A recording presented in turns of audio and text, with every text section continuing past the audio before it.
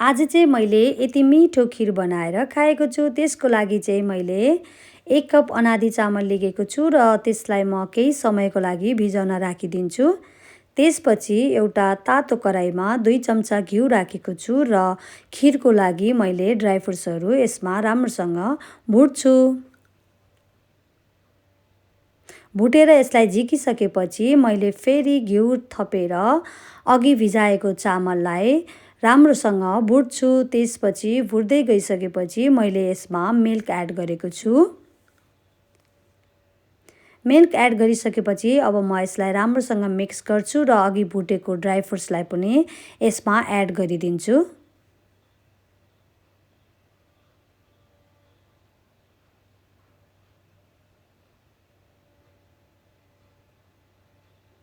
Dry फ्रुट्सलाई पनि add गरिसकेपछि यो पाक्दै जान्छ र त्यसपछि मैले स्वाद अनुसार यसमा चिनी राखेको छु।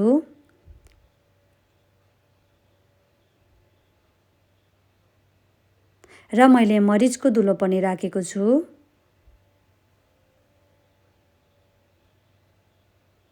र हामीले यसलाई चलाउँदै जान्छौँ एकछिन।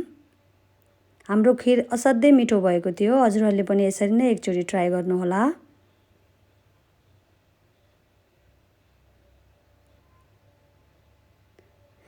त्यसपछि मैले यसमा सुकमेलको धुलो पनि राखेको छु। र फाइनल्ली हाम्रो खिर रेडी भइसक्यो।